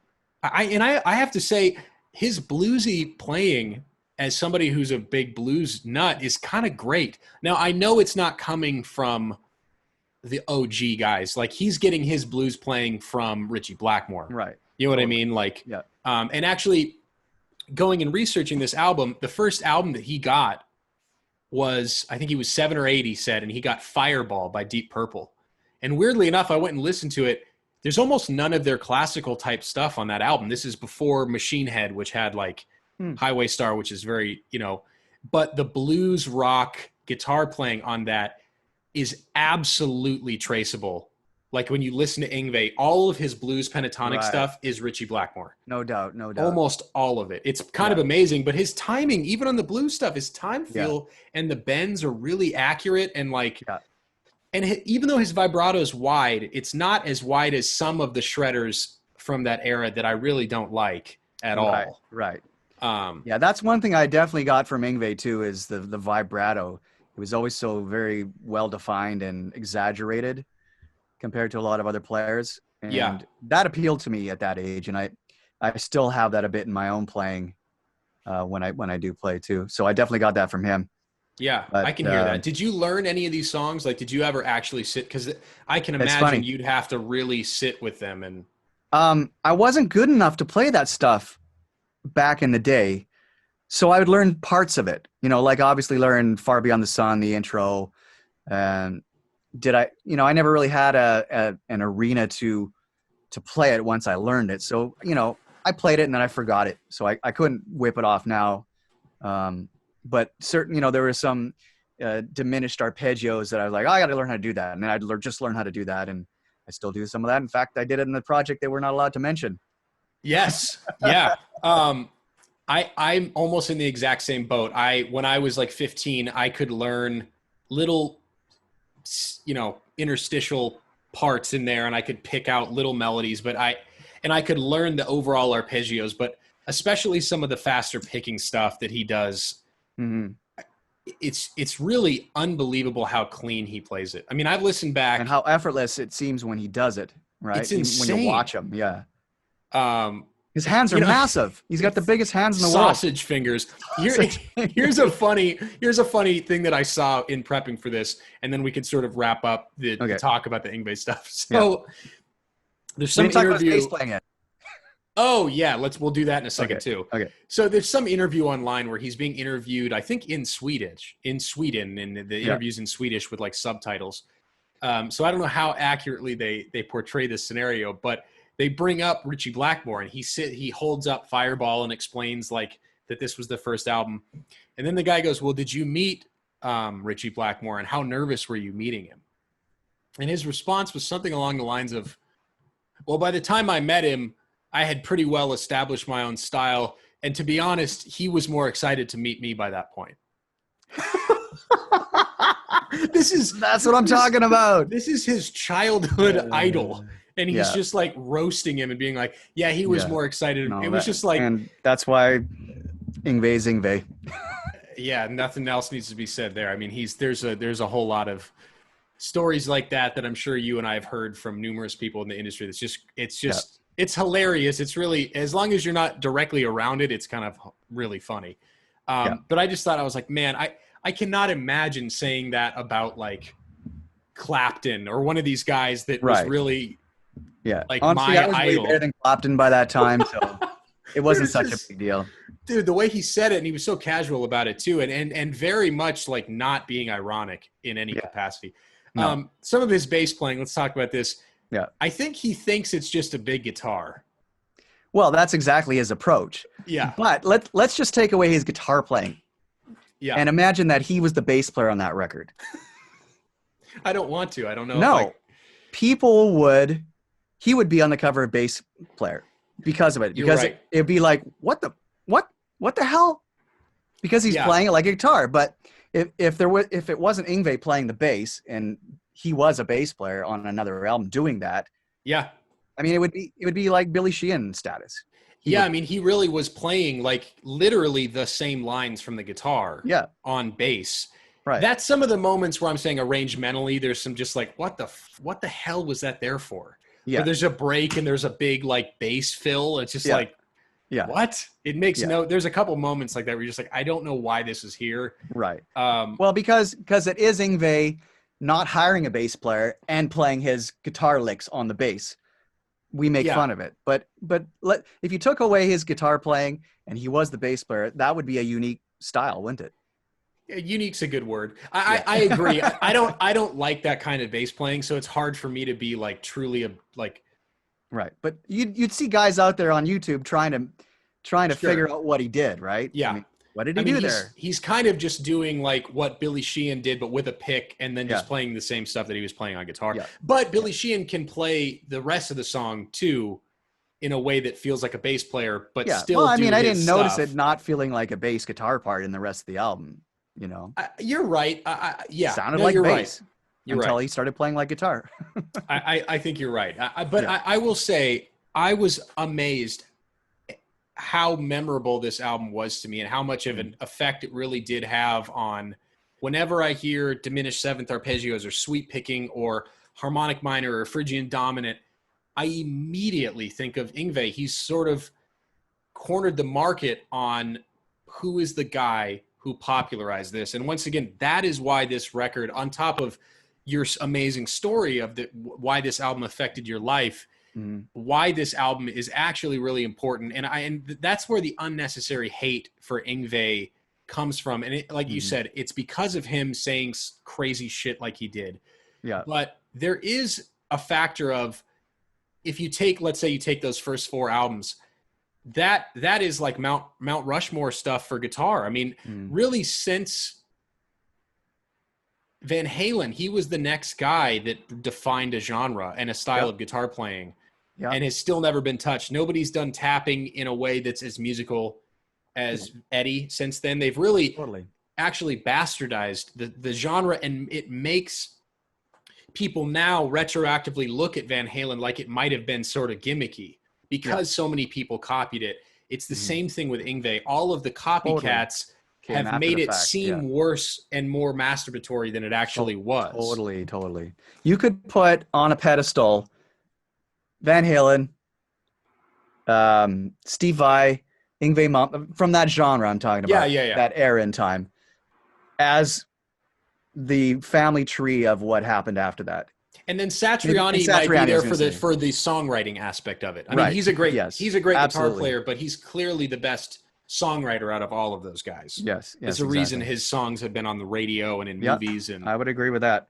yeah, I agree. I think that, but even out of all of those guys, I would say that the only two guys that truly invented a genre were genre of guitar, Eddie Van Halen and Yngwie. And that's not to knock Satriani or Vi.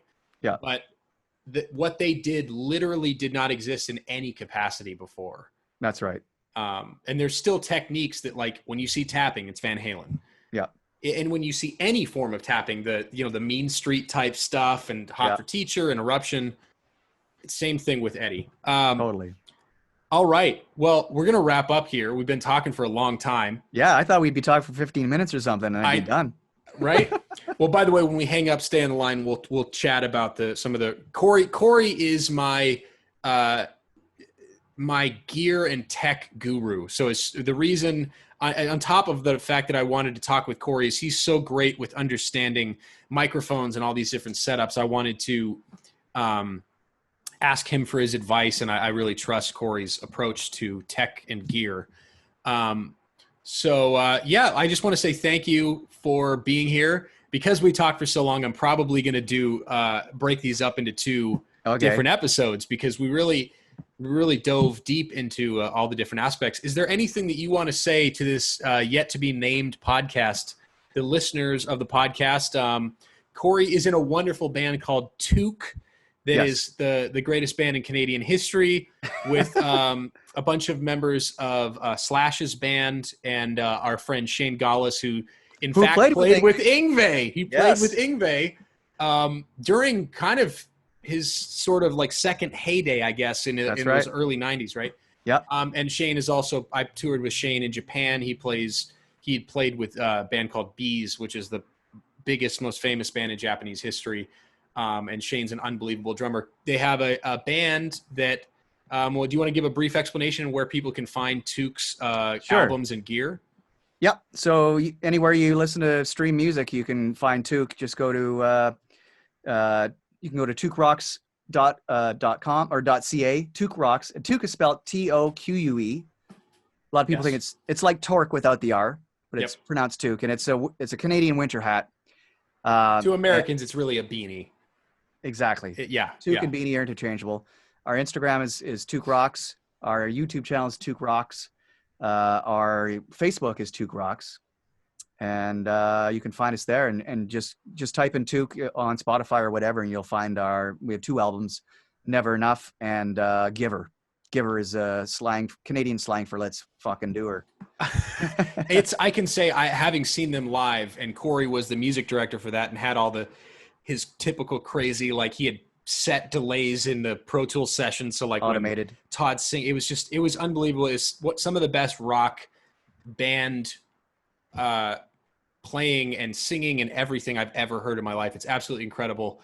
All the guys in the band are really, really amazing musicians, and you guys have started writing a lot more original stuff as well. I know the original concept of the band was to cover classic Canadian songs, many of which that we grew up with, that you guys grew up with, but many of the Americans that I know, they don't know a lot of those songs. They weren't played here, but due to the Canadian mandatory radio playing of Canadian artists, there's so many really great rock bands in Canada.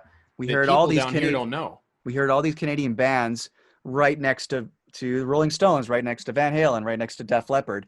So to us, they were as big as those bands are to the rest of the world. But realizing later that no one's ever heard this stuff outside of Canada. So, and we grew up cutting our teeth with this stuff. So guys from Slash, myself, and Shane Gallus, we decided to recut these songs in their original glory, just give them updated mixes and release them to the world. Because, the Slash guys have fans all over the world. And obviously with Shania, we have a certain fan base and whatnot. So it really, it's an original album to just about everybody else, but it's just glorifying those songs that we cut our teeth on as kids. Yeah. And like you said, now we're actually doing original stuff. And the original stuff is killer. And anytime you can put an original cut in between a bunch of songs that were #1 hits and it fits right in, that, the songwriting is at a very high level. So I'm going to also include your social media at the bottom of this video and stuff, but just very briefly, do you want to give a personal shout out? What are you on Instagram? Are you on, I don't think you're on Twitter, right? Yep. You are. Yeah. So go ahead and give your breakdown of like where your social media is. Sure. It's just Cory Churko on every platform, CoryChurko. There's probably a link in the show notes. And I'm on Instagram most of the time, and my Facebook kind of gets populated from Instagram and my Twitter as well.